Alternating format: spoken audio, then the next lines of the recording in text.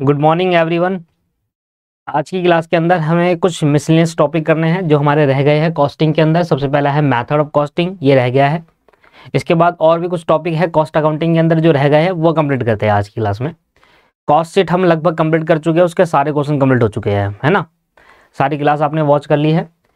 एक रह गया है मेथड ऑफ कॉस्टिंग, वो हम कंप्लीट करेंगे। इसके बाद हमारे कुछ और टॉपिक्स रह गए हैं रिमेनिंग, वो हम एक बार और कंप्लीट करेंगे। फिर एक नेक्स्ट क्लास के अंदर हम एमसीक्यू डिस्कस करेंगे, ठीक है, एमसीक्यू कवर करेंगे। तो आइए मेथड ऑफ कॉस्टिंग की बात करते हैं। देखिए, जॉब कॉस्टिंग क्या होता है, बड़ा सिंपल से सरल भाषा है। आप इसको हिंदी में लिखिएगा, अगर मैं आपको बोलूंगा तो लिखना जॉब कॉस्टिंग, उसको हिंदी में कोशिश करिएगा उसको लिखने की जो मैं कह रहा हूँ, इससे आपको ज़्यादा समझ में आएगा। आप किसी फोटोकॉपी वाली दुकान पर जाते हो, आप किसी फोटोकॉपी वाली दुकान पर जाते हो तो वहाँ पर आप कहते हो कि भैया मेरा ये फोटोकॉपी कर दीजिए, ठीक है। तो भैया को जब ऑर्डर मिलता है तभी भैया काम करते हैं, राइट। सिंपल सी बात है। बहुत सारे ऐसे काम होते हैं जहां पर काम ऑर्डर आने पे किया जाता है। आप किसी डॉक्टर के पास जाते हैं, डॉक्टर जब तक डॉक्टर के पास पेशेंट है तब तक वो काम करेगा, जब पेशेंट है ही नहीं तो काम नहीं करेगा। ऐसा कोई भी काम जो ऑर्डर आने पे मैन्युफैक्चरिंग होता है वहां पर दोस्तों जॉब कॉस्टिंग अप्लाई की जाती है। ऐसी इंडस्ट्री जहां पर ऑर्डर मिलने पर काम किया जाता है, जब आपको ऑर्डर मिलेगा तभी आप काम स्टार्ट कर पाएंगे, ऑर्डर नहीं मिलेगा काम नहीं कर पाएंगे। ऐसी सभी इंडस्ट्रीज के अंदर हम क्या करते हैं, जॉब कॉस्टिंग अप्लाई करते हैं। पढ़िए, जॉब कॉस्टिंग एक ऐसा मेथड है जिसको यूज किया जाता है उन फर्म्स के अंदर which work on the basis of job work, which work on the basis of job work. There are some organisation they produce according to the requirement specification of the customer.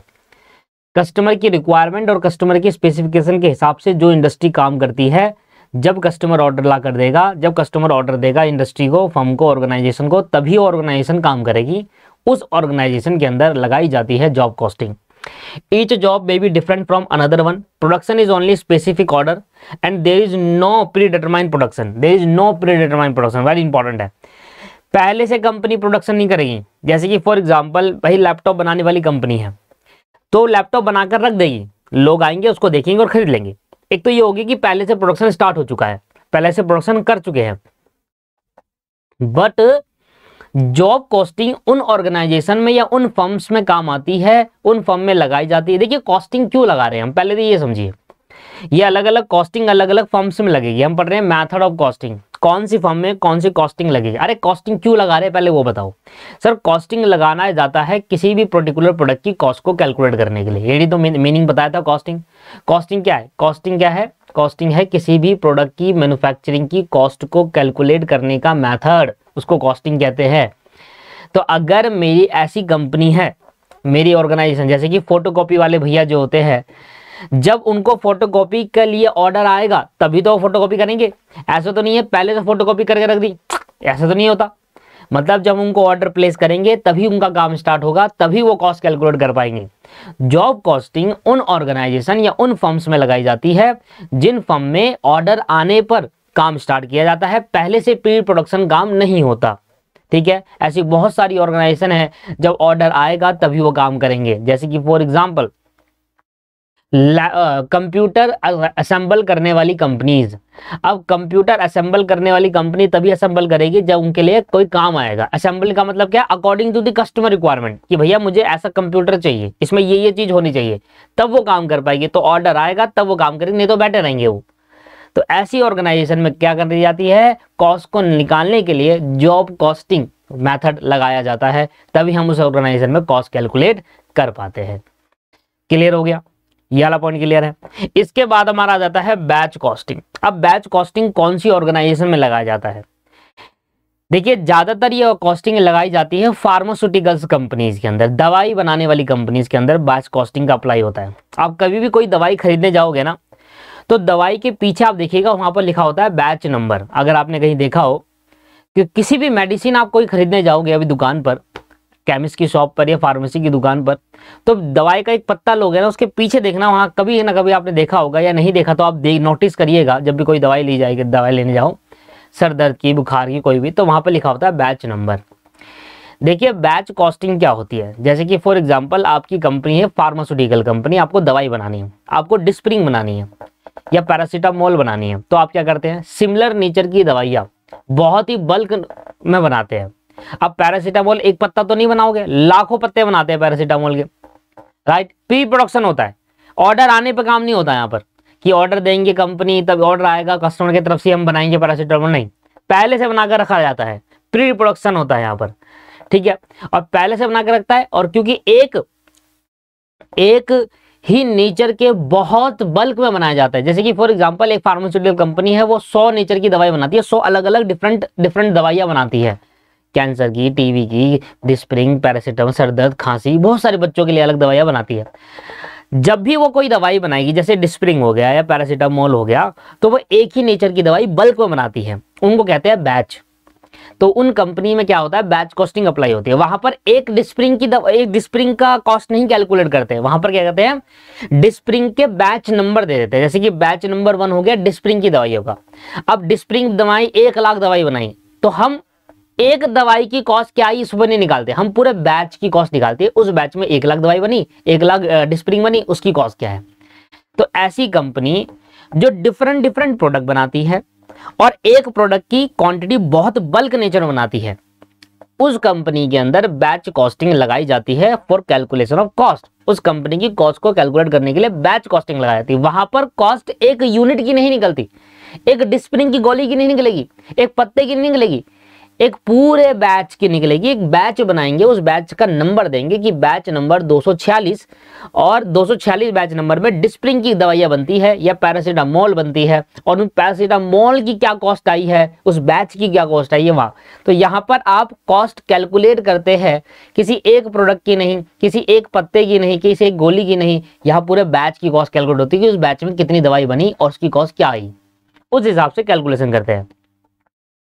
तो जो कंपनियां different products बनाती है, different चीजें बनाती है और एक ही चीज बल्क में बनाती है, उनमें हम क्या कहते हैं, बैच कॉस्टिंग लगाते हैं। क्योंकि बल्क में बनाने के लिए सिमिलर नेचर की चीज बल्क में जब बनाई जाती है तो एक यूनिट की कॉस्ट कैलकुलेट नहीं की जाती, वहां पूरे एक बैच की निकाल चाहिए। बैच हमें क्रिएट करना पड़ता है, हमने एक बैच नंबर दे देना है, बैच नंबर 200, 2340 हमने बैच नंबर दे दिया। उस 2340 बैच नंबर में कौन सी दवाई बन रही है, उन सबकी कॉस्ट एक ही बैच पे कैलकुलेट होती है। ऐसे कैलकुलेशन होती है। जैसे कि टॉय मेकिंग कंपनी होती है, खिलौने बनाने वाली कंपनियां, जो खिलौने बनाने वाली कंपनी आप देखोगे सिमिलर नेचर की डॉल आपको कई दुकानों में मिलती है, तो वो एक ही फैक्ट्री से आती होगी, तो एक ही फैक्ट्री में एक ही डॉल हजारों मात्रा में बनती है, तो वो डॉल बैच नंबर दे देते हैं, और हजारों मात्रा में जब डॉल बनती है उसकी एक की डॉल की कॉस्ट नहीं निकालते, उन पूरे बैच की कॉस्ट निकालते हैं। वहां पर दोस्तों अप्लाई होता है बैच कॉस्टिंग। लास्ट बार फिर से बता रहा हूं, जब भी कोई कंपनी डिफरेंट प्रोडक्ट बनाए और एक प्रोडक्ट की, जो भी एक प्रोडक्ट बनाए, मान लो एक कंपनी 10 प्रोडक्ट बनाती है पर वो एक प्रोडक्ट बल्क मात्रा में बना रही है, बहुत ज्यादा बल्क में बना रही है, तो वहां पर बैच कॉस्टिंग लग जाती है। हम एक प्रोडक्ट की कॉस्ट कैलकुलेट नहीं करते, हम देखते हैं कि वो प्रोडक्ट को एक बैच देते हैं, बैच नंबर देते हैं, और उस बैच में कितने प्रोडक्ट बने उनकी टोटल कॉस्ट निकालते हैं। वहां पर अप्लाई होता है बैच कॉस्टिंग, ठीक है। तो ऊपर वाली कौन सी इंडस्ट्री है, वो सभी ऑर्गेनाइजेशन या वो सभी फर्म जो ऑर्डर आने पर काम करती है, वहां बैच कॉस्ट जॉब कॉस्टिंग लगती है। ये याद करो, वो सभी ऑर्गेनाइजेशन या वो सभी फर्म जहां पर ऑर्डर मिलने पर काम किया जाता है, प्री प्रोडक्शन काम नहीं होता, पहले से काम करके नहीं रखते, जब ऑर्डर आएगा तब वो काम करेंगे, वहां पर दोस्तों क्या अप्लाई होता है, जॉब कॉस्टिंग अप्लाई होती है। वो सभी कंपनी जहां पर काम बैच वाइज होता है, एक बैच में बल्क क्वांटिटी में प्रोडक्शन होता है और प्री प्रोडक्शन करके रखते हैं। ऐसे नहीं कि ऑर्डर आएगा तब, नहीं, पहले से प्रोडक्शन करके रख लिया जाता है बैच में, बल्क नेचर में, वहां पर बैच कॉस्टिंग अप्लाई की जाती है। बैच कॉस्टिंग एक फॉर्म ऑफ जॉब कॉस्टिंग है। This method of costing are those firm where production are made on a continuous basis, each unit coming out in a uniform, और uniform मतलब एक जैसी। डिस्प्रिंग की गोली बनाएंगे, कंटिन्यूअस बेसिस पे डिस्प्रिंग की गोली बनेगी, रुकेगा ही नहीं। देखो कंपनी जो फार्मास्यूटिकल कंपनी है, जो ये पैरासीटामोल बना रही है, आपको कभी पैरासीटामोल की कमी नजर आई है कि दुकानदार के पास गए, हमने कहा पैरासीटामोल है भैया, वो कह रहा नहीं जी पैरासीटामोल की तो शॉर्टेज आ रही है, ऐसा हुआ है कभी? नहीं। जो कंपनी है वो पैरासीटामोल बनाई जा रही है कंटिन्यूअस बेसिस पर, और यूनिफॉर्म नेचर मतलब एक ही नेचर के सिमिलर प्रोडक्ट बना रही है, वहां पर दोस्तों बैच कॉस्टिंग लगाई जाती है। इसके बाद आ जाता है ऑपरेटिंग कॉस्टिंग या फिर सर्विस कॉस्टिंग। यहां पर स्लैश लगेगा, स्लैश, ऑपरेटिंग कॉस्टिंग बोल लो या सर्विस कॉस्टिंग बोल लो। अब वो कंपनी जो प्रोडक्ट को मैन्युफैक्चर ही नहीं करती, ऐसी भी तो बहुत सारी कंपनीज है जो प्रोडक्ट्स नहीं बनाती, जैसे कि मैं आपको प्रोडक्ट बना के बेच रहा हूं, नहीं, मैं आपको सर्विसेज दे रहा हूं। जैसे कि होटल्स कंपनी, जैसे कि आपके पास बस कंपनी जो होती है, जितने भी बस वाली कंपनीज है, ओला, उबर, रेलवे, ये सब आपको प्रोडक्ट बेच रही है? नहीं सर, ये आपको प्रोडक्ट नहीं बेच रही, ये आपको सर्विसेज दे रही है। ऐसी कंपनी जो मैन्युफैक्चरिंग नहीं करती, जो कस्टमरों को सर्विस प्रोवाइड करती है, उन सर्विस, जैसे कि फॉर एग्जांपल मैं आपको ये समझिए कि आप एक बस में बैठते हैं, आपको किराया देना पड़ता है 20 रुपए। अभी 20 रुपए निकला कैसे? वो बस का किराया कैसे निकला? वहां कॉस्टिंग लगाई गई। कौन सी कॉस्टिंग लगाई गई? सर्विस कॉस्टिंग लगाई गई। सर्विस कॉस्टिंग को ही ऑपरेटिंग कॉस्टिंग कहा जाता है। आप किसी होटल में रुके, किसी रूम पे रुके और वहां पर आपने 1000 रुपए दिए या 1500 रुपए दिए, तो वहां 1000 1500 क्या है? वो आपका किराया ले रहे हैं एक रूम का, एक दिन का। तो वो 1000 1500 कैसे कैलकुलेट हुआ? वहां पर सर्विस कॉस्टिंग लगाई गई। भाई ऐसी कंपनी जहां पर उसका काम मैन्युफैक्चरिंग करना नहीं है, उन कंपनीज का काम सर्विसेज देना होता है, तो उस सर्विस की कॉस्ट कैसे कैलकुलेट होगी, उसके लिए आपको सर्विस या फिर सर्विस बोल दो या फिर ऑपरेटिंग कॉस्टिंग कह दो। ऑपरेटिंग कॉस्टिंग या फिर सर्विस कॉस्टिंग उन कंपनीज पे लगाई जाती है जो कंपनी प्रोडक्ट को मैन्युफैक्चरिंग ना करते हुए, प्रोडक्ट को मैन्युफैक्चरिंग नहीं करती, क्या करती है? सर्विसेज देती है कस्टमर को। होटल, हॉस्पिटल्स, बस, है ना, बस एजेंसी, ट्रैवलिंग एजेंसी जितनी भी होती है, ओला, उबर, इसके बाद रेलवे, मेट्रो, ये सब क्या है दोस्तों? ये वो कंपनीज है जो क्या कर रही है? सर्विसेज प्रोवाइड कर रही है और आपको सर्विस ऑफर करती है। तो ये आपसे पैसा जो चार्ज करते हैं वो पर सर्विस का चार्ज करते हैं। तो वो सर्विस, एक सर्विस का, एक बेड का कितना कॉस्ट आएगा, है ना, एक पेशेंट अगर एक बेड पे अगर रुकता है तो उससे कितना पैसा चार्ज करे, ये हमें कॉस्ट कैलकुलेट करनी पड़ती है। कैसा लगा के? सर्विस कॉस्टिंग लगाकर। इसके बाद आता है प्रोसेस कॉस्टिंग। इसके बाद आ जाता है प्रोसेस कॉस्टिंग। देखिए बड़ा प्रोसेस कॉस्टिंग बड़ा सिंपल है। जब भी आप किसी रॉ मटेरियल को फिनिश गुड बनाने के लिए आप एक प्रोसेस से होकर नहीं गुजरते, एक से ज्यादा प्रोसेस से होकर गुजरते हैं। क्या बोला मैंने? रॉ मटेरियल से फिनिश गुड बनाना है, ठीक है, रॉ मटेरियल से क्या बनाना है? फिनिश गुड बनाना है। मान लो मेरे को लकड़ी से सोफा बनाना है, तो आपको क्या करना होगा? लकड़ी से सोफा बनाने के लिए एक प्रोसेस से होकर नहीं गुजरना, एक से ज्यादा प्रोसेस से होकर गुजरते हैं जब, तो वहां पर दोस्तों प्रोसेस कॉस्टिंग लगती है।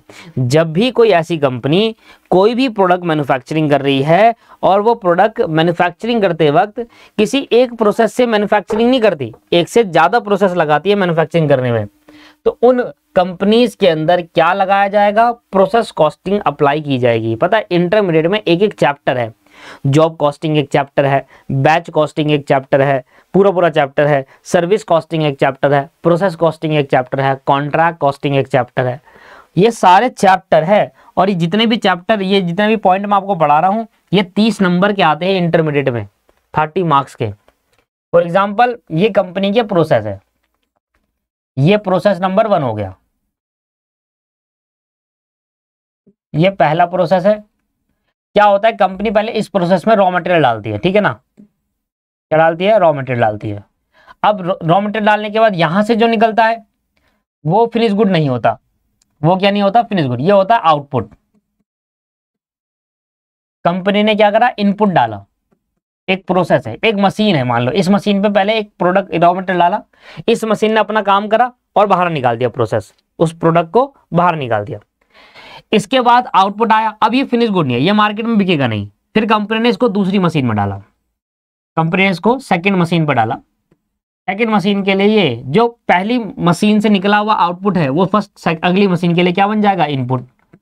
फिर यहां से बाहर निकला आउटपुट। अब इस मशीन ने भी अपना काम कर दिया और जो आउटपुट निकला ये अभी भी मार्केट में नहीं बिकेगा, इसको थोड़ा और प्रोसेस करना है। अब कंपनी ने क्या करा? फिर से दूसरे प्रोसेस में डाला, एक लास्ट मशीन में डाला, मशीन नंबर 3, मतलब तीसरा प्रोसेस है। इसमें इनपुट कर दिया, डाल दिया, जो इसके लिए सेकंड के लिए आउटपुट होगा वो दूसरी के लिए क्या होगा? इनपुट होगा। अब यहां से जो प्रोडक्ट निकलता है वो फिनिश गुड बनके तैयार हो जाता है, मतलब अब ये प्रोडक्ट है जो मार्केट में बिकेगा। अगर कोई कंपनी इस तरीके से काम करती है तो वहां पर प्रोसेस कॉस्टिंग लगाई जाती है। वहां पर क्या लगाई जाती है? Process costing. जैसे कि फोटोकॉपी की दुकान है, आप किसी फोटोकॉपी वाले भैया के पास जाओगे, कहोगे ये प्रिंट करके दे दो, वो कुछ नहीं करेगा, वो आपको लेगा, प्रिंटर में डालेगा, प्रिंट करके बाहर आ जाएगा। क्या नंबर्स ऑफ प्रोसेस से गुजरा हो? नहीं सर, एक ही प्रोसेस था, एक मशीन में डाला, प्रिंट के बटन दबाया, प्रिंट होकर बाहर निकल गया, तो वहां प्रोसेस कॉस्टिंग अप्लाई नहीं होती। प्रोसेस कॉस्टिंग उस जगह अप्लाई होती है जहां पर प्रोडक्ट एक प्रोसेस में डालने के बाद जब पहले प्रोसेस से निकलता है तो वो फिनिश गुड नहीं बनता, फिर उसको दूसरे प्रोसेस में डालो, फिर वहां से निकलेगा तब भी फिनिश गुड नहीं है, फिर उसको दूसरे प्रोडक्ट में डालो, तो ऐसे करके कई प्रोसेस से गुजर के फिर बनता है एक रॉ मटेरियल फिनिश गुड, तब वो मार्केट में बिकता है जाकर। तो ऐसी कंपनी जो इन प्रोसेस से होकर अपने फिनिश गुड बनाती है, उन कंपनीज के अंदर क्या लगाया जाता है, प्रोसेस कॉस्टिंग लगाई जाती है। समझ में आ गया, क्लियर हो गया। तो अभी हम देखेंगे लिस्ट, एक लंबी लिस्ट देखेंगे कि किन किन कंपनी में कौन कौन सी कॉस्टिंग लगाई जाती है। पहले तो मतलब समझ लो, जॉब का मतलब समझ में आया, ऑर्डर मिलेगा तब वो कंपनी काम करती है, वहां होगा जॉब कॉस्टिंग। दूसरा बैच, बैच में क्या होता है, कॉस्टिंग बैच के अनुसार निकालते हैं। जब भी कोई कंपनी सिमिलर नेचर का प्रोडक्ट यूनिफॉर्म रेट से निकाल रही है, बहुत सारे प्रोडक्ट बल्क नेचर में प्रोडक्ट निकाल रही है और कंटिन्यूस बेसिस पे निकाल रही है, प्री प्रोडक्शन निकाल रही है, ऑर्डर आने पे नहीं, पहले से निकाल के रखा है, वहां पर बैच कॉस्टिंग कहा जाती है। वो कंपनी जो प्रोडक्ट बनाती ही नहीं, किसी प्रोडक्ट को बनाती नहीं, वो सर्विसेज देती है, उन कंपनी में सर्विस कॉस्टिंग लगा जाती है। जैसे कि एयरप्लेन, एयरपोर्ट की एयरप्लेन की सर्विस देना, मेट्रो की रेल की सर्विस देना, बसेस की सर्विस देना, है ना ये। और वो कंपनी जो एक प्रोडक्ट को बनाने के लिए कई प्रोसेस से होकर गुजर के जब वो फिनिश गुड बनता है, वहां पर प्रोसेस कॉस्टिंग अप्लाई करी जाती है। रॉ मटेरियल डाला एक मशीन में, वो फिनिश गुड नहीं बना, उस मशीन में प्रोसेस होने गया, फिर दूसरी मशीन में गया, फिर वहां पर प्रोसेस हो रहा है, फिर तीसरी मशीन पे जा रहा है, तो प्रोसेस वाइज कॉस्ट निकालते हैं। कैसे निकालते हैं, प्रोसेस कॉस्टिंग लगा क्यों रहे हैं कि इतने प्रोसेस में क्या कॉस्ट आई, इस प्रोसेस में क्या कॉस्ट आई और इस प्रोसेस में क्या कॉस्ट आई, तब देखेंगे पूरे प्रोडक्ट बनाने में क्या कॉस्ट आई। तो जब हम प्रोसेस वाइज काम करते हैं तो कॉस्ट भी हम प्रोसेस वाइज निकालते हैं, इसलिए यहाँ पर प्रोसेस कॉस्टिंग लगाई जाती है। अब कौन सी कंपनी रह गई, सभी कंपनी हमने यहाँ पर इंक्लूड कर लिया, पर एक कंपनी रह गई, कौन सी बताओ, एक कंपनी रह गई कॉन्ट्रैक्ट कॉस्टिंग। ऐसी कंपनी जो प्रोडक्ट नहीं बना रही, जो सर्विस नहीं दे रही, क्या कर रही है, कंस्ट्रक्शन कर रही है। जितनी भी कंस्ट्रक्शन वाली कंपनी है, मॉल का कंस्ट्रक्शन करना, रोड का कंस्ट्रक्शन करना, ब्रिज कंस्ट्रक्शन करना, बिल्डिंग कंस्ट्रक्शन करना, जितनी भी कंपनी जो कंस्ट्रक्शन वाली कंपनी है, उन कंपनी की कंस्ट्रक्शन कॉस्ट कैलकुलेट करने के लिए कौन सी कॉस्टिंग लगाई जाती है, कॉन्ट्रैक्ट कॉस्टिंग लगाई जाती है। बताइए सर, समझ में आया। कॉन्ट्रैक्ट कॉस्टिंग बड़ा सिंपल सा है, वो सभी कंपनी जो किसी कंस्ट्रक्शन वर्क में डील कर रही है, जो किसी कंस्ट्रक्शन कर रही है। देखिए आप एक मॉल बनाएंगे ना, तो मॉल बनाने में अब समझिए, जब भी आप एक मॉल बनाएंगे, कोई भी मॉल बनाती है कंस्ट्रक्शन, वो एक साल में नहीं बनता, ओवर द टाइम लगता है उसको, over the period of time लगता है, 5 साल लग जाते हैं मॉल बनाने बड़ा मॉल बनाना है तो 5-5, 6-6 साल लग जाते हैं। तो क्या 5-5, 6 साल तक कॉस्टिंग नहीं कैलकुलेट करेंगे, कॉस्टिंग नहीं कैलकुलेट करेंगे, हर एक साल में कॉस्ट कैलकुलेट होगी। तो कॉन्ट्रैक्ट कॉस्टिंग लगाएंगे उस कंपनी के लिए। हाईवे बनाने होते हैं ना, 5-5 साल लग जाते हैं हाईवे बनाने के, बड़े बड़े हाईवे बनाने, 50-50, 60-60 किलोमीटर के। तो वो सभी कंपनी जो कंस्ट्रक्शन काम में डील करती है, बिल्डिंग का construction, bridge construction, road construction, highway construction, mall construction, है ना, किसी भी टाइप का कंस्ट्रक्शन का जब काम कर रही है, अगर उनको अपने कंस्ट्रक्शन की कॉस्ट कैलकुलेट करना है तो कॉन्ट्रैक्ट कॉस्टिंग वहां पर लगाई जाती है। तो ये कुछ पॉइंट्स है जहां पर क्या कहते हैं अपना कौन कौन सी कंपनी अपनी कॉस्ट को कैलकुलेट करने के लिए कौन कौन सी कॉस्ट निकालेंगे। अब ये नहीं कि जहां आपकी जो कंपनी है, मेरी जो कंपनी, सेम नेचर की कॉस्टिंग मेथड लगेगा कॉस्ट को कैलकुलेट करना, ना सर ऐसा नहीं हो सकता। मेरी एक प्रोडक्शन कंपनी है, आपकी मैन्युफैक्चरिंग, मेरी मैन्युफैक्चरिंग कंपनी है, आपकी सर्विस कंपनी है। तो मेरी मैन्युफैक्चरिंग कंपनी में कॉस्टिंग मेथड अलग होगा कॉस्ट को कैलकुलेट करने का, और आपकी वाली कंपनी में अलग होगा। आपकी वाली में सर्विस कॉस्टिंग लगेगी, मेरे में कोई भी डिफरेंट लग सकती है, प्रोसेस भी लग सकती है, कॉन्ट्रैक्ट भी लग सकती है ना। अब आता है मल्टीपल कॉस्टिंग। मल्टीपल कॉस्टिंग का बड़ा सिंपल सा सिंपल है, वो सभी कंपनीज जो एक से ज्यादा कॉस्टिंग मेथड यूज करती है कॉस्ट को कैलकुलेट करने के लिए, वहां पर मल्टीपल कॉस्टिंग लगती है। सिंपल है भाई, कोई कंपनी है, वहां पर सर क्या हो रहा है, वहां पर प्रोसेस कॉस्टिंग भी लग रही है, जॉब कॉस्टिंग भी लग रही है। भाई ऐसी बहुत सारी कंपनीज है जहां पर ऑर्डर आने में काम होता है, और जब काम होता है तो प्रोसेस वाइज होता है, ऐसे नहीं कि भाई एक ही प्रोसेस होने के निकल गया। मेरी एक ऐसी कंपनी है, जब मुझे ऑर्डर मिलेगा तभी मैं उसको स्टार्ट कर पाऊंगा, ठीक है। तो ये तो हो गया जॉब कॉस्टिंग। पर जब मेरे को ऑर्डर मिलेगा, मान लो आपने मुझे ऑर्डर दिया, तो ये मैं स्टार्ट करने लगा, यहाँ गई जॉब कॉस्टिंग। अब स्टार्ट जब करूंगा काम करने में, पर एक प्रोसेस से नहीं होगा, वो कई प्रोसेस होकर गुजरेगा, तो यहाँ प्रोसेस कॉस्टिंग भी लग गई। तो ऐसी कंपनी जहां पर एक से ज्यादा एक से ज्यादा कॉस्टिंग मेथड लगते हैं किसी कॉस्ट को कैलकुलेट करने के लिए, उन कंपनी को कहते हैं मल्टीपल कॉस्टिंग अप्लाई करती है। वो क्या अप्लाई करती है, मल्टीपल। जैसे कि एविएशन कंपनी, अभी ये नाम गलत है, एलिवेशन होगा, गलत नाम है। This method of the costing is use for those company where more than one costing method is apply. जब एक से ज्यादा कॉस्टिंग मेथड किसी कंपनी में अप्लाई होता है वहां पर हम क्या कहते हैं, मल्टीपल कॉस्टिंग कहते हैं। लास्ट कह रहा है जॉइंट कॉस्ट या जॉइंट बाई प्रोडक्ट। अब देखिए आपने कई बार देखा होगा क्रूड ऑयल, क्रूड ऑयल से क्या बनता है, पेट्रोल ही बनता है, क्रूड ऑयल से डीजल ही बनता है ना, लिथियम ऑयल भी बनता है, बहुत सारी इंजन ऑयल भी बनता है, बहुत सारी चीजें बनती है क्रूड ऑयल से, कच्चा जो तेल होता है। ऐसी कंपनी जो एक रॉ मटेरियल से कई प्रोडक्ट बना रही है, एक रॉ मटेरियल से कई प्रोडक्ट बने, जैसे गन्ने, गन्ने से आप चीनी बनाते हैं, गन्ने से और भी शुगर केन भी बनता है, ठीक है ना, गन्ने से बहुत सारी चीजें बन सकती है। जब एक कंपनी एक रॉ मटेरियल से एक से ज्यादा प्रोडक्ट बना रही है, ऐसी कंपनीज के अंदर लगाया जाता है, ऐसी कंपनीज के अंदर लगाया जाता है दोस्तों क्या, जॉइंट कॉस्टिंग। जॉइंट कॉस्टिंग में क्या होता है, एक रॉ मटेरियल होगा, प्रोडक्ट एक से ज्यादा निकलेगा। बहुत सारी कंपनीज है, जैसे कि आप देखेंगे दूध, दूध से दही भी बन सकता है, दूध से घी भी बन सकता है ना। तो दूध एक रॉ मटेरियल होगा जिससे दही घी कुछ भी बन रहा है, बहुत सारी चीजें बन रही है, खोया बन रहा है। तो एक रॉ मटेरियल से जब एक से ज्यादा प्रोडक्ट आपके निकलते हैं फिनिश गुड, तो उसको हम कहते हैं, उस कंपनीज के अंदर लगाया जाता है कौन सी कॉस्टिंग, जॉइंट कॉस्टिंग, क्योंकि वहां पर एक से ज्यादा प्रोडक्ट लगाए जा रहे हैं, एक से ज्यादा प्रोडक्ट निकल कर आ रहे हैं। बताइए सर, आप बताइए, समझ में आ गई आपको बात, 6 की 6 समझ में आ गया।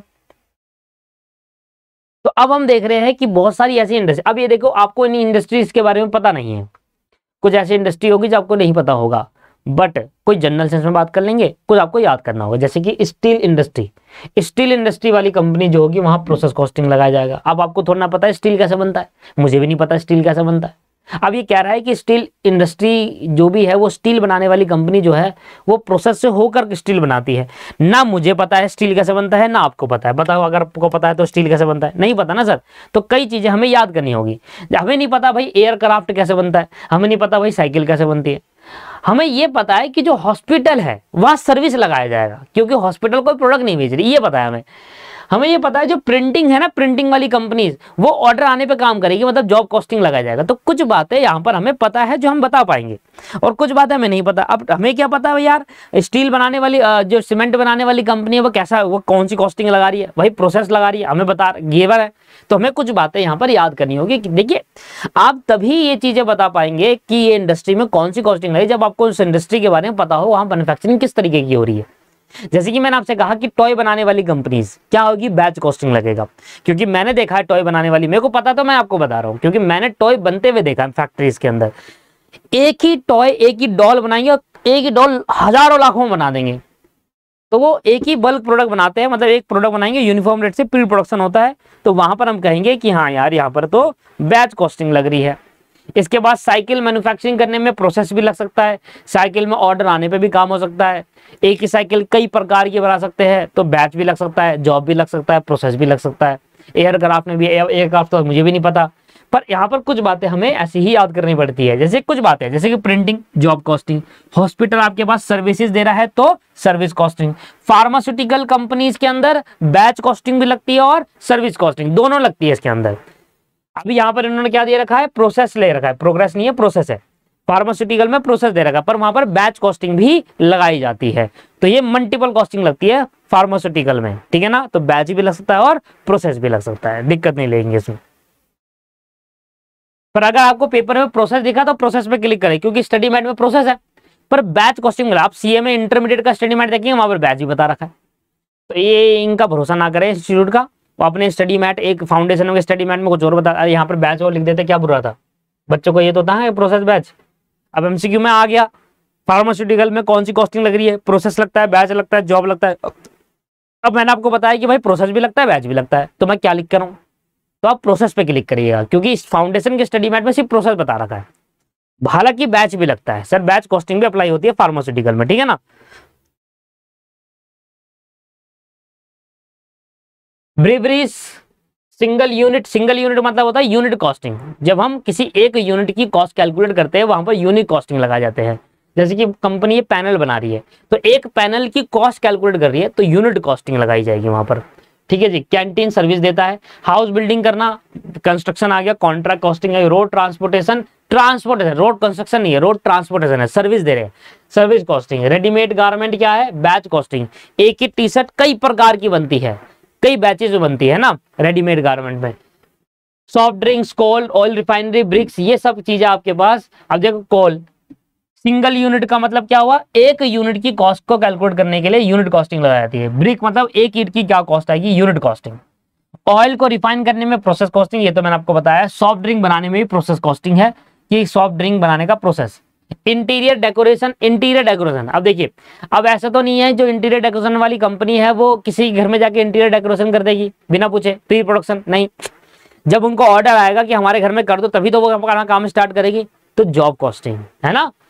कॉलेज क्या दे रहे, सर्विस दे रहा है, तो इसकी ऑपरेटिंग कॉस्टिंग, इसी को सर्विस कॉस्टिंग कहते हैं। एडवर्टाइजमेंट करना, एडवर्टाइजमेंट ऐसे तो नहीं है हम किसी भी कंपनी की एडवर्टाइजमेंट कर देंगे। एडवर्टाइजमेंट कराने वाली कंपनी भी तो क्या कहेगी, ऑर्डर का वेट करेगी, कब कोई पर्सन हमें ऑर्डर दे एडवर्टाइजमेंट करेगा तब हम करें, जॉब कॉस्टिंग है ना। Soap industry, process costing. Electricity देना, सर्विस देना होता है, ऑपरेटिंग कॉस्टिंग। फाउंड्रीज, कपड़े धोने का, भाई जब कपड़े धोने के लिए दिया जाएगा लोगों को, जो कपड़े धोने वाले होते हैं उनको फाउंड्रीज में वहां पर बोलेंगे कि भाई हमारे कपड़े धो दो, जब ऑर्डर आएगा तभी वो काम करेंगे, जॉब कॉस्टिंग। वीडियो को मैन्युफैक्चरिंग करना, मल्टीपल कॉस्टिंग, वीडियो कई मैन्युफैक्चरिंग से होती है, वीडियो मैन्युफैक्चरिंग करना जॉब कॉस्टिंग में लगता है, वहां पर प्रोसेस कॉस्टिंग भी लगता है, इसलिए मल्टीपल नाम दे दिया। ऑडियो मैन्युफैक्चरिंग में मल्टीपल है। ऑडियो के अंदर क्या है, सर्विस दे रहे हैं, जो सिंगर है वो अपनी सर्विस दे रहे हैं ऑडियो बनाने के लिए। फिर वहां पर क्या कहते हैं, अलग अलग चीजें लगती है, प्रोसेस होता है, प्रोसेस गाना रिकॉर्ड करने का प्रोसेस है, इस तरीके से ऐसे ऐसे गाना रिकॉर्ड होगा। मल्टीपल कॉस्टिंग, ऑडियो में आपके पास सर्विस और मल्टीपल होना। असेंबलिंग करना, ऑपरेटिंग, असेंबल, जब आप किसी का कंप्यूटर असेंबल कर रहे हो, जब आप किसी कंप्यूटर कह रहे हैं भाई मैं असेंबलिंग का काम करता हूँ, मैं कंप्यूटर लैपटॉप असेंबल करता हूँ, टीवी बनाता हूँ, तो आप टीवी बनवाना है तो बताइए, तो यहाँ पर आप क्या दे रहे हैं, सर्विसेज दे रहे हैं असेंबल की। स्टील और सीमेंट आपको ऊपर बताया, प्रोसेस कॉस्टिंग। तो ये आपको कुछ याद रखने पड़ेंगे, देखिए कुछ तो आपको कॉमन सेंस से पता चल जाएंगे और कुछ आपको नहीं याद होंगे, तो आपको कुछ याद करने पड़ेंगे, क्योंकि देखिए ये चीज आप तभी आप कर पाओगे जब आपको पता है एक्चुअल में इंडस्ट्री कैसे काम कर रही है। अब एयरक्राफ्ट बनाने वाली इंडस्ट्री कैसे काम करती है, मुझे क्या पता यार, आपको भी क्या पता कैसे काम करती है, कैसे बनते हैं एयरक्राफ्ट, हमने तो कभी सोचा ही नहीं इस बारे में। अब याद करो उस चीज को, यहाँ पर आपको याद करना होगा कि प्रोसेस लगता होगा, बस और क्या, इमेजिनेशन करनी होगी। ठीक है, कुछ बातें हमें पता चल जाती है जो जनरल सेंस है। तो यहाँ पर ये कंप्लीट हो गया, और बताइए सर और कुछ रह गया क्या, वेट कर रहा हूँ आपका, आप बताइए सर ये वाला भी कंप्लीट हो गया और कुछ रह गया तो बताओ।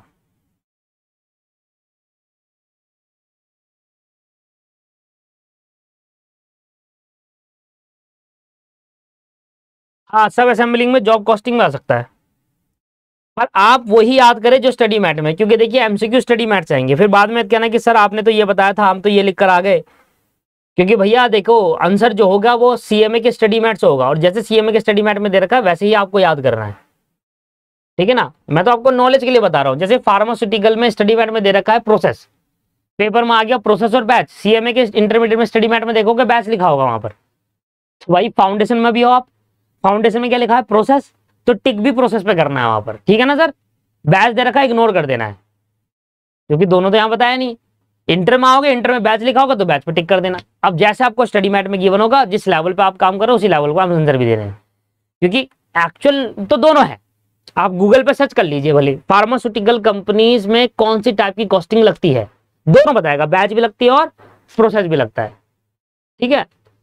क्योंकि फार्मास्यूटिकल, ये सबसे इंपॉर्टेंट चीज मैं आपको दिखा दूंगा, आपको प्रैक्टिकल नेचर का एग्जांपल दिखा दूंगा। भाई आप जाइए दुकान पर, जिस कंपनी में बैच कॉस्टिंग लगती है ना, उसके प्रोडक्ट के पीछे बैच नंबर लिखे होते हैं।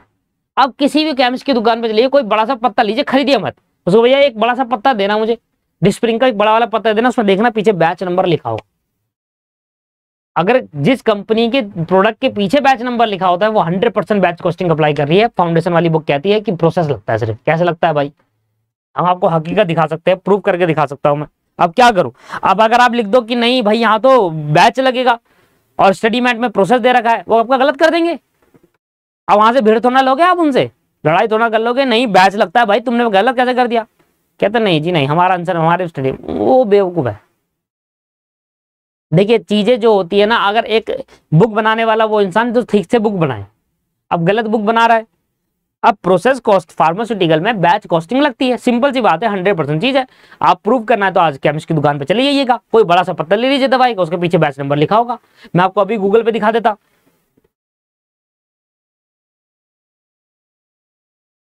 बैच नंबर होता है भाई, हम इतने टाइम से पढ़ा रहे हैं यार।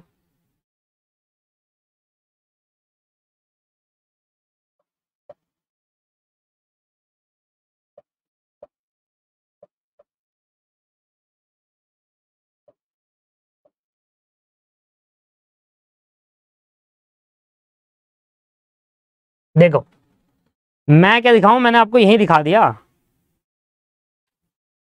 एक एक करके दिखा देता हूँ। यही दवाई है, इसमें लिखा है बैच नंबर, हर दवाई में लिखा होता है, हर दवाई पर।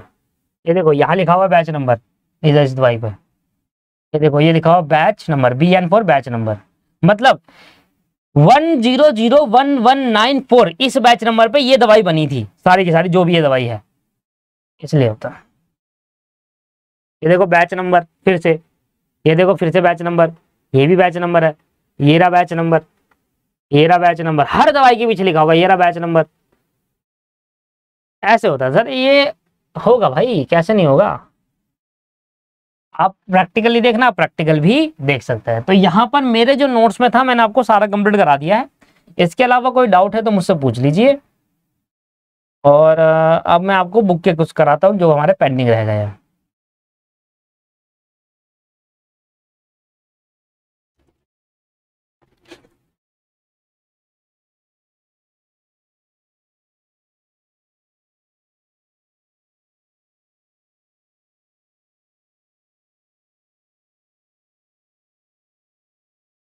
मैंने आपको बुक से ज्यादा ही पढ़ाया हुआ है, मैंने आपको बुक से ज्यादा ही पढ़ाया हुआ है। अगर हम क्लासिफिकेशन ऑफ कॉस्ट में आते हैं ना,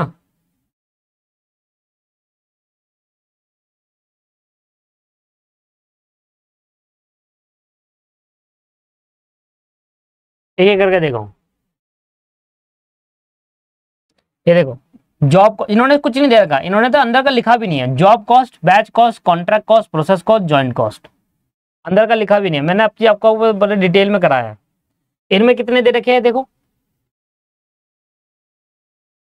नेचर प्रोडक्शन के हिसाब से ये रहा, फिक्स वेरिएबल सेमी वेरिएबल करा दिया, production administration selling distribution research and development ये भी कराया मैंने आपको, प्रोडक्शन कॉस्ट एडमिनिस्ट्रेशन बताया, सेलिंग एंड डिस्ट्रीब्यूशन भी बताया, डायरेक्ट और इनडायरेक्ट भी बताया, मटेरियल एम्प्लॉय लेबर और डायरेक्ट एक्सपेंस भी बताया। अब इसमें वो नहीं है, स्टेप अप कॉस्ट है ही नहीं।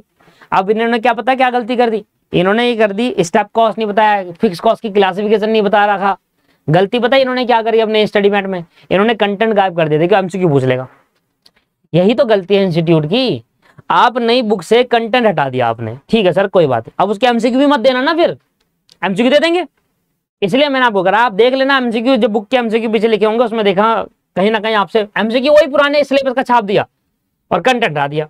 अब यहां पर आप देखेंगे तो आपको कहीं पर भी नजर नहीं आएगा कमर्शियल कॉस्ट, स्टेप कॉस्ट। मैं आपको दिखाता हूं मैंने कौन कौन सी पढ़ाई। सर यही तो इंस्टीट्यूट की गलती है, वो कंटेंट हटा देता है, एमसीक्यू हटाता नहीं है।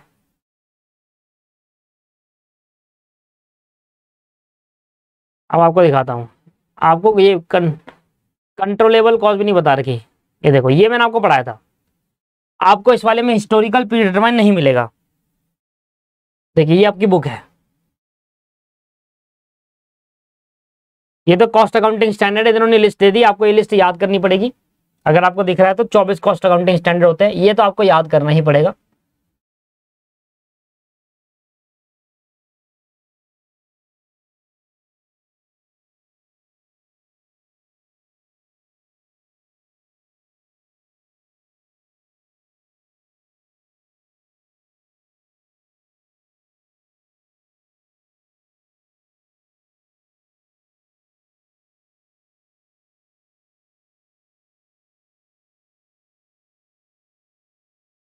देखो यहां से आपका चालू हुआ है कॉस्ट अकाउंटिंग, ठीक है ना, ये आपका कॉस्ट अकाउंटिंग चालू हुआ है यहां से, ठीक है। अब आप देखते रहना हमने क्या क्या कर लिया और क्या क्या हमारा रह गया।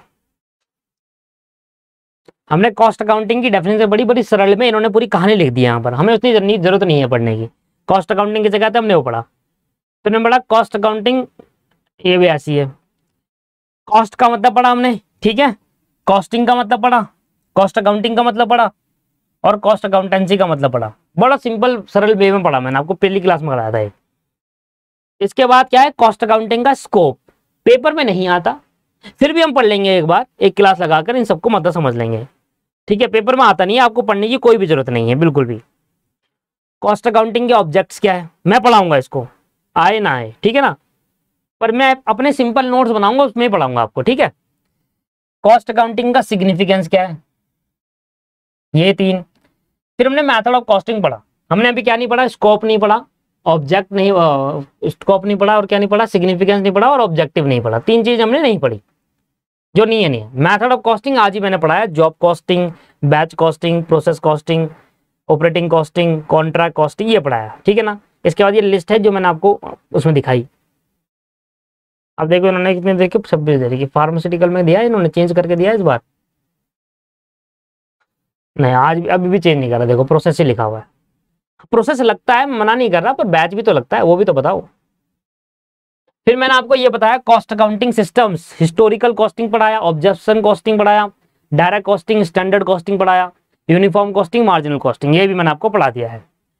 Cost accounting and financial accounting में डिफरेंस, ये नहीं पढ़ाया। कॉस्ट अकाउंटिंग फाइनेंशियल अकाउंटिंग में क्या क्या डिफरेंस होता है, ये नहीं पढ़ाया। तो हमने क्या क्या छोड़ा अभी, स्कोप, ऑब्जेक्ट, सिग्निफिकेंस, और difference between cost and financial accounting, ये हमने चार चीज छोड़ रखी है अभी। ये पेपर में नहीं आते, मैं आपको बताऊं, तो इसलिए मैंने छुड़वा दिया। हालांकि मैं एक वीडियो रिकॉर्ड करके वहां बता दूंगा। ये एक नया चैप्टर आपके उसमें आया है, ये एक नया चैप्टर आया हुआ है आपके उसमें, जो इस बार ऐड ऑन हुआ है, तो इसको हम पढ़ेंगे, ठीक है ना, क्योंकि इससे नया ऐड हुआ है तो नया चीज हो सकता है पूछ ले आपसे। ज्यादा बड़ा चैप्टर नहीं है, 3-4 पॉइंट्स आपको दे रही है, चैप्टर खत्म हो जाता है। उसमें भी जो हमने पढ़ लिया वो उसी में से ही है इसके अंदर। फिर आता है definition of cost, cost centre, cost unit, ये सब आपको बता रखा है। कॉस्ट सेंटर बता रखा है, कॉस्ट यूनिट बता रखा है, कॉस्ट का मीनिंग आपको बता दिया था, आउट ऑफ पॉकेट कॉस्ट बता दिया, अपॉर्चुनिटी कॉस्ट आपको बताया, sunk cost, imputed cost, relevant cost, है ना, avoidable, unavoidable, controllable, non controllable, ये बताया मैंने आपको। फिर आपको कॉस्ट सेंटर बताया, कि मैंने कहा कॉस्ट सेंटर क्या होता है भाई, प्लेस होती है, लोकेशन होती है, जिस जगह पर लोग काम करते हैं, ग्रुप ऑफ पीपल होता है, इक्विपमेंट्स होते हैं, उन सभी को कॉस्ट सेंटर्स कहते हैं। वो यहाँ पर कहानी में लिख रखी है। कॉस्ट ऑब्जेक्ट्स क्या है, कॉस्ट यूनिट्स, कि आप कैसे मेजर करते हैं, केजी में, ग्राम में, लीटर में, किलोमीटर में, उस तरीके से यूनिट्स, कॉस्ट यूनिट्स। जैसे कि हमने कहा होटल को कैसे मेजर करेंगे, रूम पर डे के हिसाब से, हॉस्पिटल पेशेंट पर डे के हिसाब से, ये भी कराया।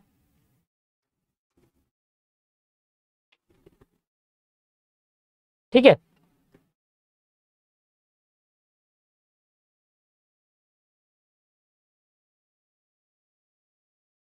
कॉस्ट अकाउंटिंग स्टैंडर्ड के बारे में थोड़ा बताया मैंने आपको। ये चीजें आपको देखो, ये कॉस्ट याद है, कॉस्ट अपोर्शनमेंट हमने आपको एलोकेशन में आपको बताया था, कॉस्ट को बांटना कहां पर बताया था, इनडायरेक्ट कॉस्ट के अंदर, वहां पर अपोर्शनमेंट ऑफ कॉस्ट होता है।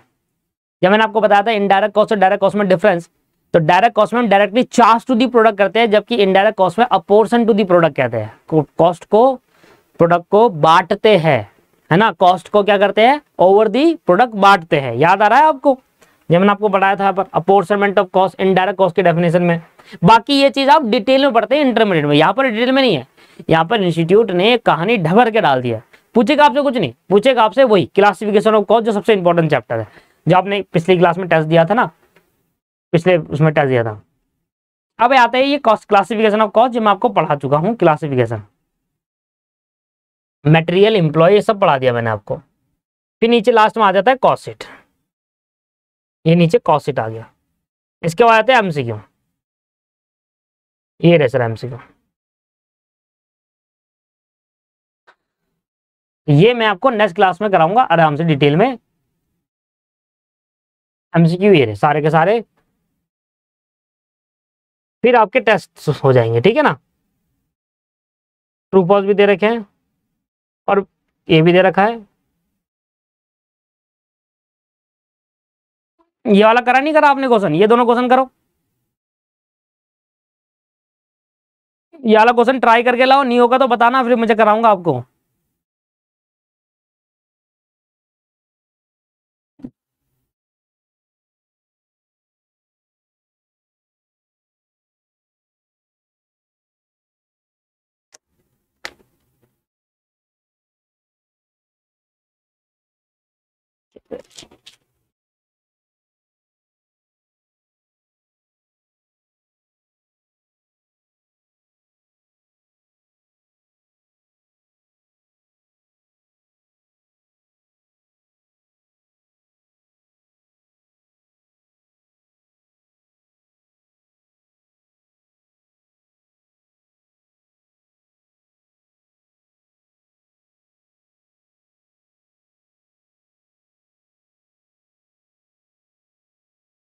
पढ़िए सर, कॉस्ट ऑब्जेक्ट पढ़िए। मैंने आपको इसमें दो चीजें बता दी थी। पहली चीजें बताई थी मैंने आपको कॉस्ट सेंटर क्या होता है, ठीक है ना। फिर मैंने आपको ये पढ़ा दिया था कॉस्ट यूनिट। हमारे दो रह गया, एक तो कॉस्ट ऑब्जेक्ट रह गया, कॉस्ट ड्राइवर रह गया। कहाँ है, आगे आएगा, ये रहा कॉस्ट ड्राइवर। तो पहले कॉस्ट ऑब्जेक्ट देख लेते हैं कि कॉस्ट ऑब्जेक्ट क्या होता है। दिख रहा है आपको?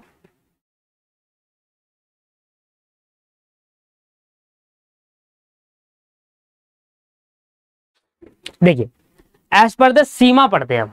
सीमा, सीमा मैंने आपको बताया था, chartered institute of management accountant, उन्होंने ऑफिशियली बताया कॉस्ट ऑब्जेक्ट क्या है। कॉस्ट ऑब्जेक्ट एक प्रोडक्ट है, एक सर्विस है, एक सेंटर है, एक्टिविटी कह लो, कस्टमर कह लो, डिस्ट्रीब्यूशन चैनल कह लो, in relation to which the cost are ascertain.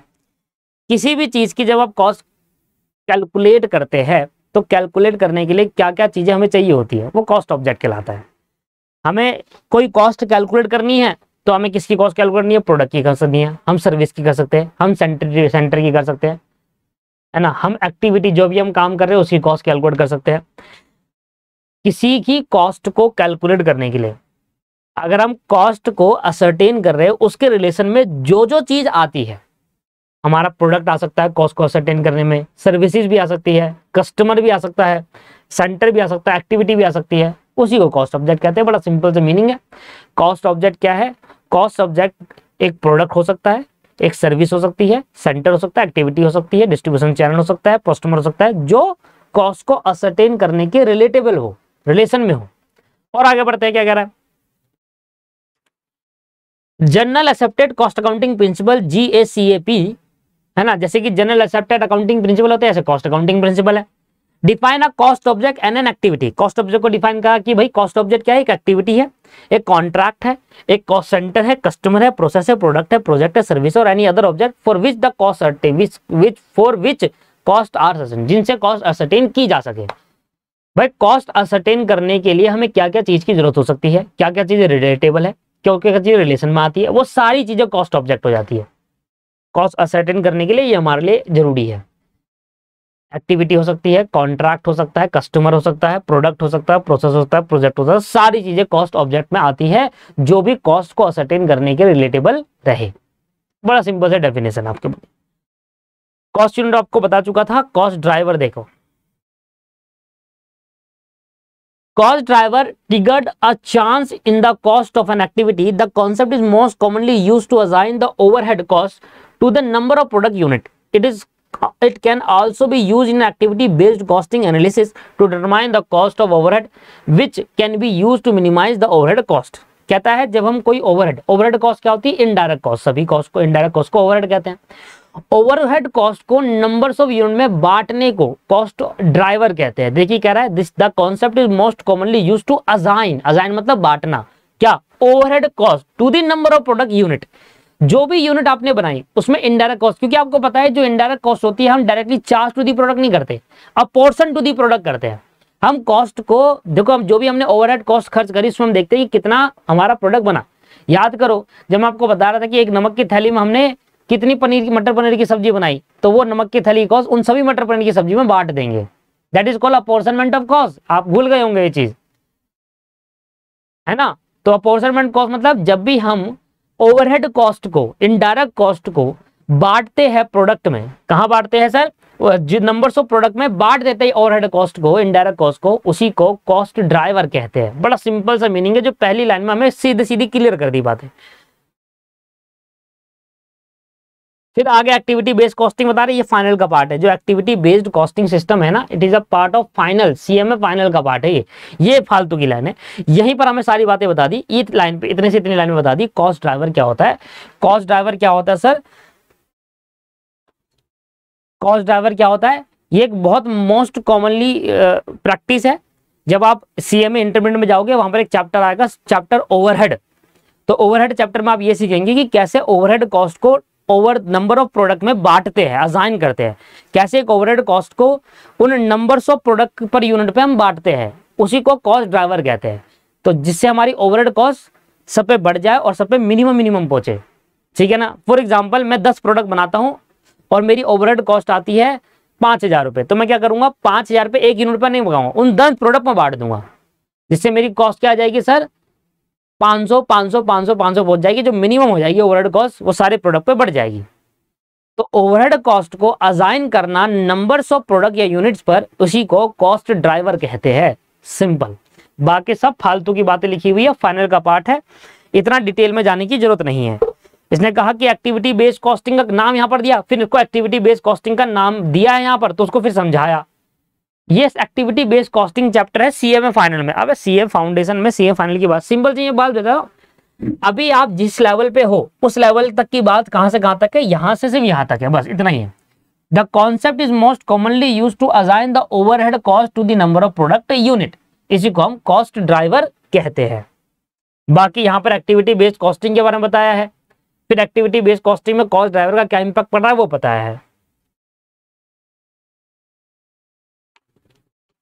जैसे कि ये एग्जांपल है, जिससे एग्जांपल से आपको बहुत अच्छे समझ में आएगा। जैसे कि एग्जांपल है डिलीवरी कॉस्ट, ये डिपेंड करता है नंबर्स ऑफ कितनी बार आप डिलीवर कर रहे हो, right, that is called delivery cost.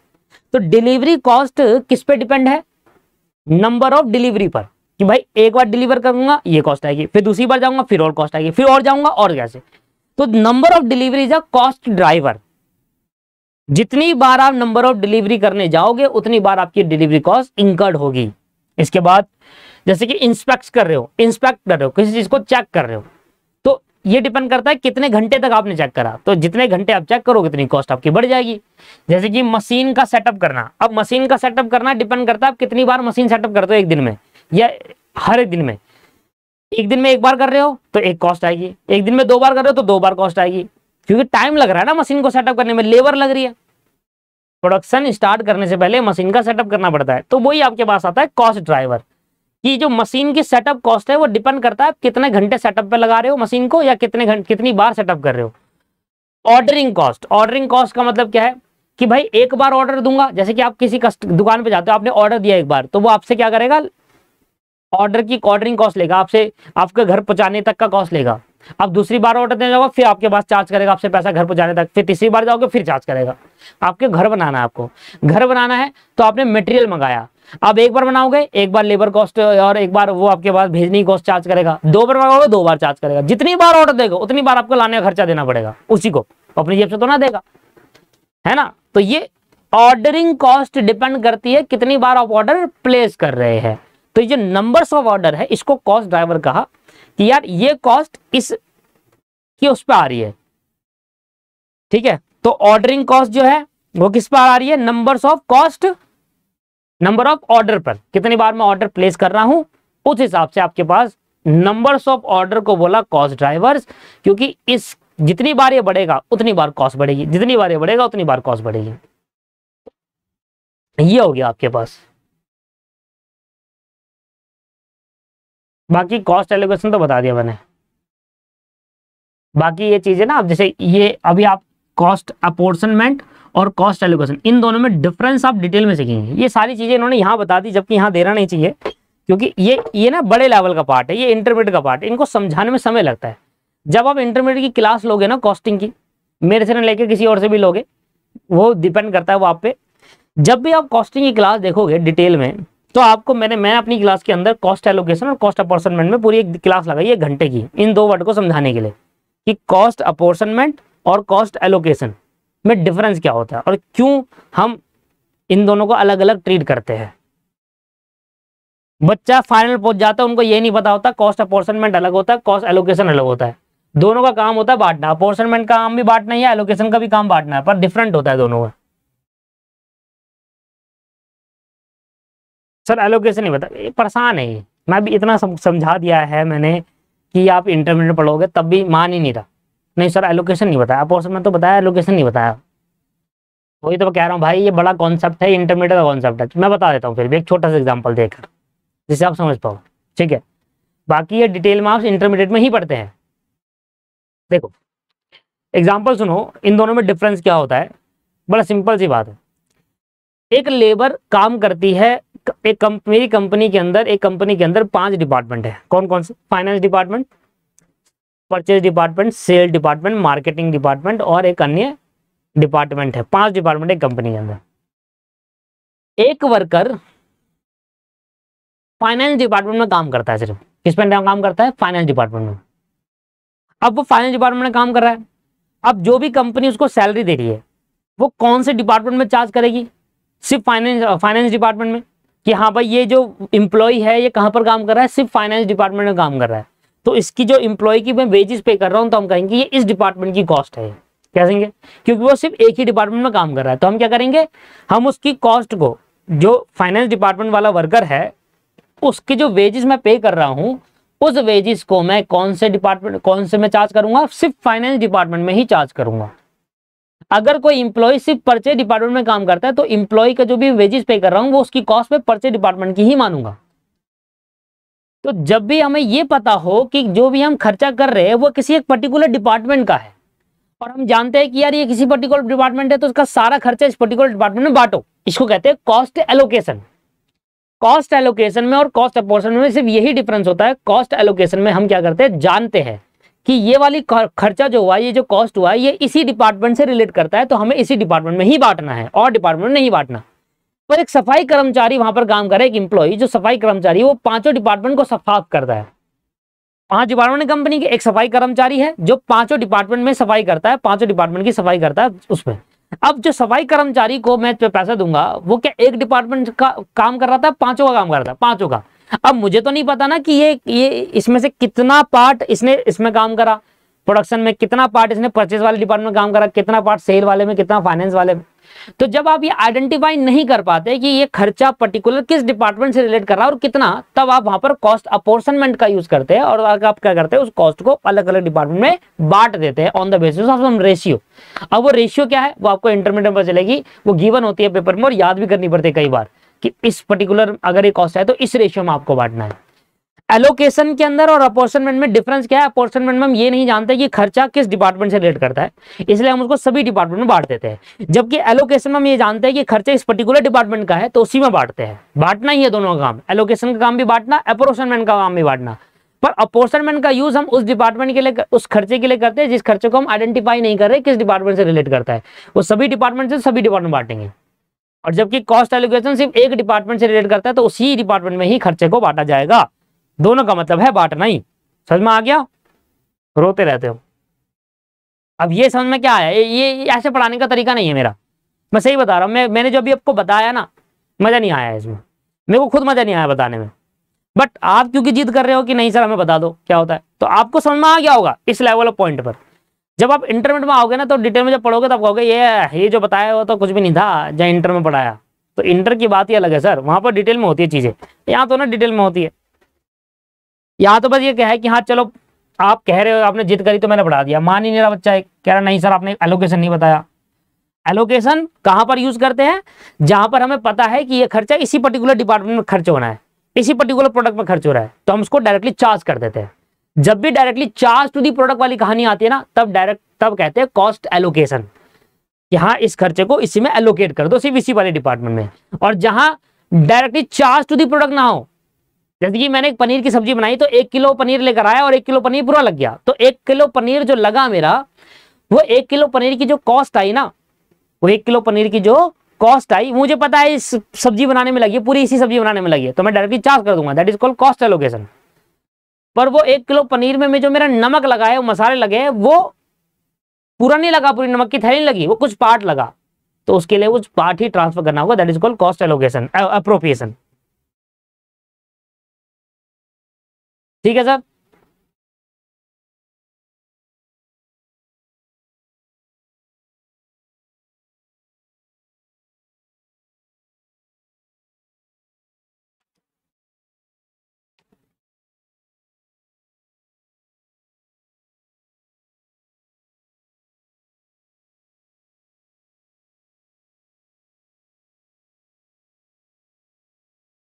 अब ये चलिए, तो ये हम पार्ट करेंगे अपनी नेक्स्ट क्लास में। अब जो पार्ट रहेगा, जैसे कि हमारा रह गया application of cost accounting for business decision, ये रह गया एक, और वो कुछ रह गया जैसे कि ऑब्जेक्ट, स्कोप, है ना, सिग्निफिकेंस, ये रह गया, और difference between financial and cost accounting. तो इनकी क्लास मैं आपको नेक्स्ट क्लास में कवर करा दूंगा ये सारा चीज, ठीक है। पर इसके लिए मैं अपने अलग से नोट्स लेकर आऊंगा, इसमें से नहीं पढ़ाऊंगा। इसमें बहुत कुछ दे रखा है, बहुत ऐसी बातें भी दे रखी है जो पढ़ लेनी चाहिए पर एग्जाम के लिए रेलिवेंट नहीं है। और जो भी आपने अभी फाउंडेशन पढ़ा सब भूल जाओगे आप, सब भूल जाना है, फिर इंटर में दोबारा पढ़ोगे, देख लेना आप। जो भी आप फाउंडेशन पढ़ोगे पेपर तक याद रखने की जिम्मेदारी है। जैसे ही पेपर खत्म है सारा दिमाग से निकला, सटाक देनी सी। उसके बाद जब इंटर में आओगे दोबारा से पढ़ना पड़ेगा आपको ये सब चीजें, इसलिए बार बार पढ़ाता है इंस्टीट्यूट। चलिए, खत्म हो गया यहाँ पर आज।